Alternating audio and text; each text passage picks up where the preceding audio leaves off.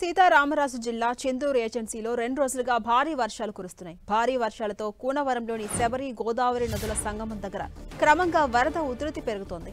ప్రస్తుతం కూనవరం దగ్గర వరద నీరు 15 అడుగులకు చేరుకుంది. వరద ప్రవాహం పెరుగుతుండటంతో చింతూరు ఐటీడీఏ అధికారులు అప్రమత్తమయ్యారు. ఎన్డీఆర్ఎఫ్ బృందాలు ముంపు గ్రామాల్లో పర్యటించి వరదల సమయంలో తీసుకోవాల్సిన జాగ్రత్తలపై ప్రజలకు సూచించారు. మరోవైపు వరదల దృష్ట్యా లోతట్టు ప్రాంతాల నిర్వాసితులు ముందస్తుగానే పునరావాస కేంద్రాలకు తరలి వెళ్తున్నారు. వాహనాల్లో ఇంటి సామాగ్రిని తరలిస్తున్నారు. కోనవరం, వడ్డిగూడెం, చింతరేవుపల్లి, శ్రీరామగిరి గ్రామస్తులు ముందస్తుగా పునరావాస కేంద్రాల్లో తలదాచుకునేందుకు స్థావరాలను ఏర్పాటు చేసుకుంటున్నారు. అటు అధికారులు కూడా చింతూరు ఐటీడీఏ పరిధిలో కమాండ్ కంట్రోల్ సెంటర్స్ ను ఏర్పాటు చేశారు. ఎటువంటి సమస్యలున్నా కంట్రోల్ రూమ్ నెంబర్లకు సమాచారం అందించాలని తెలిపారు.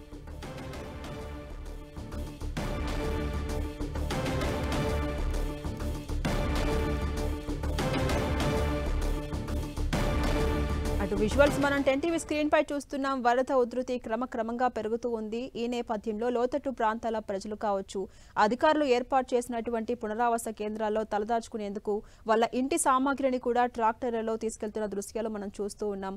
ఇటీవల కురుస్తున్నటువంటి వర్షాల నేపథ్యంలో అటు శబరి గోదావరి సంగమం దగ్గర వరద ఉధృతి క్రమంగా పెరుగుతోంది. రాబోయే రోజుల్లో వర్షాలు కురుస్తాయని అటు వాతావరణ శాఖ అధికారుల హెచ్చరికలతో ఇప్పటికే అధికారులు కూడా అప్రమత్తమయ్యారు. ముంపు గ్రామాల్లో అటు ఎన్డీఆర్ఎఫ్ సిబ్బంది కూడా పర్యటిస్తూ వరదల్లో ఎలాంటి జాగ్రత్తలు తీసుకోవాలి, ఏ విధంగా అప్రమత్తంగా ఉండాలి, ఎలా వ్యవహరించాలి అనేది కూడా వాళ్ళకి వివరిస్తూ ఉన్నారు.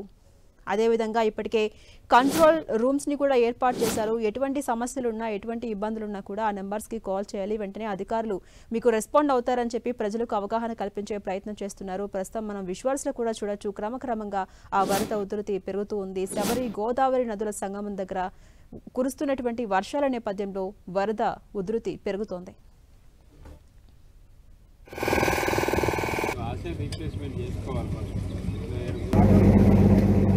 సేఫ్టీ ఏ చేపి చెప్తుంది.